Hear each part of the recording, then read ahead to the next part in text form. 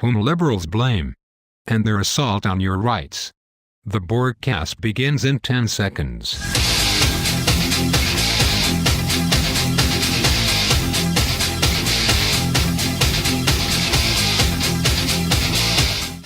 WDBC Internet Television is on. I am an avatar for Michael P. Borgia. The broadcast, originating from deep behind enemy lines, is brought to you by dailyborg.com. Conservative politics for the thoughtful. Resistance is futile. You will be assimilated. This week, a terror attack shocked our nation. The bombings in Boston have again shaken our complacency and sense of security.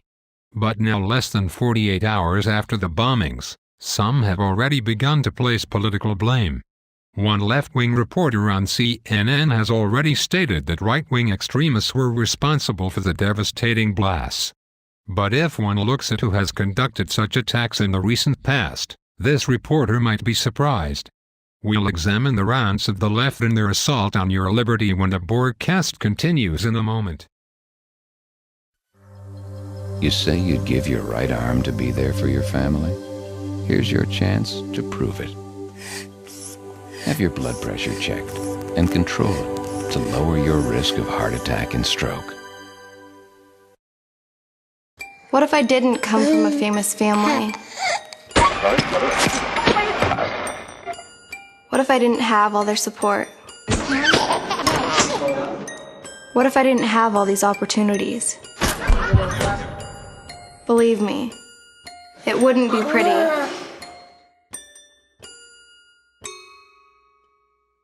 Pause before you play. Victims are still being treated and Boston is still cleaning up. But that doesn't mean it's too early for some on the left to have begun the blame game, trying to turn tragedy into political advantage. Kristen Jones joins me to discuss fact and fiction. Michael, thank you. Not surprisingly, the first to try to politicize the tragic events of Patriots Day in Boston was the supposedly non-political CNN.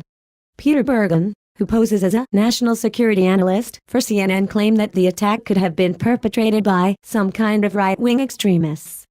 Bergen, of course, has no such knowledge of that, nor does he have any knowledge that it might have been the act of a left-wing extremist. Terror is often a tool of extremist groups. But what side does history show is more likely to use it to express opinion, anger, or to exact political revenge? A look at recent history shows that Jared Loughner, who shot Representative Gabrielle Giffords, was a registered Democrat who wrote several angry letters to Giffords for not doing enough to stop the agenda of President Bush. The Columbine killers both came from noted progressive families. The Aurora shooter is known to be a registered Democrat. The affiliation of others is not known. Major Nadal Hassan, the Fort Hood shooter, was registered nonpartisan, since he's a military officer. The best conclusion that could be drawn is that mass murder and political affiliation have little to do with each other. We do not know for certain the affiliation of Adam Lanza. His mother, we know, was a registered Republican. These inconvenient facts, however, have not stopped the far left from attempting to politicize the Boston Marathon bombings. Former Representative Barney Frank decided to use the bombings as an excuse to attack the sequester cuts, which of course had nothing to do with what happened in Boston. Frank was so flagrantly political that even an MSNBC anchor called him out for it. Meanwhile, Democrats in the Senate continue to set the stage for a critical vote on a full frontal assault on your rights. Today, the Senate is expected to vote on the Manchin-Toomey bill, which will provide for a massive expansion of Brady bill-mandated background checks for gun purchases.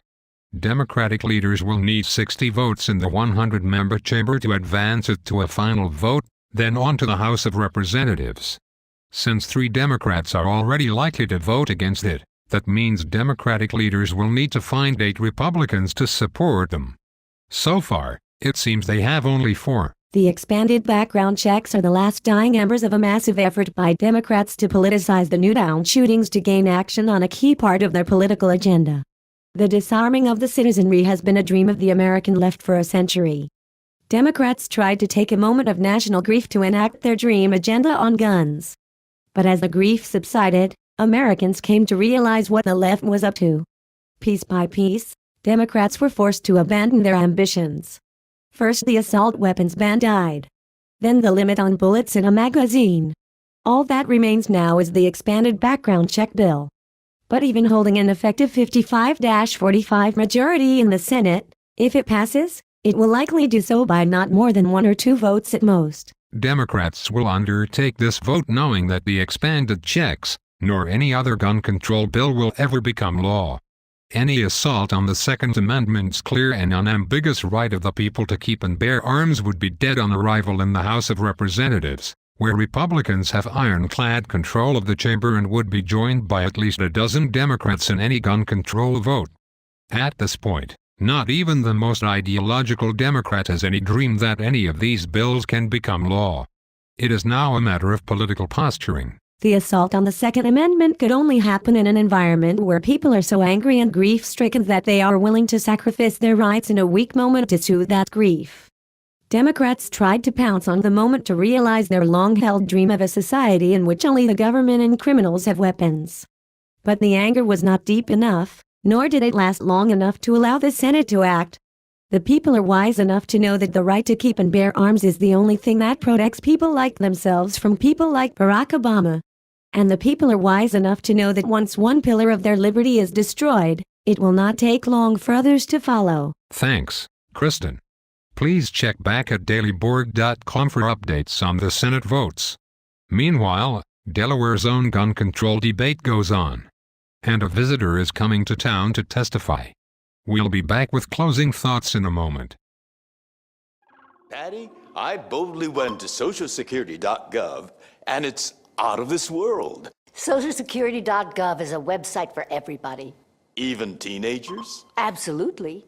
Young people can help their grandparents with retiring online or getting extra help with their Medicare prescription drug costs. So really, everyone of all ages should go to socialsecurity.gov. Boldly go.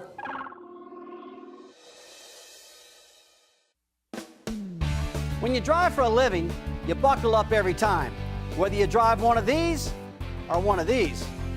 Truckers know what I'm talking about because no matter how good a driver you are, trouble can still happen. That's when you want to keep your safety belt on to keep you steady, behind the wheel, in control, and looking out for everybody. Safety is a professional driver's responsibility. Remember, you're the one who drives for a living. A message from the U.S. Department of Transportation. With major gun control legislation unlikely to advance at the federal level, Democrats are taking their fight to the nation's most liberal states. Laws of questionable constitutional validity have already been enacted in Colorado and in Connecticut. Now Delaware Democrats are attempting to advance assault weapons ban, magazine limits and universal background checks in their state. And they are bringing in some star power to help. Former Space Shuttle Commander Mark Kelly, the husband of Gabrielle Giffords, will be in Dover today to testify on behalf of the background check bill. The vote in the Delaware Senate may be as much in doubt as the vote in the U.S. Senate.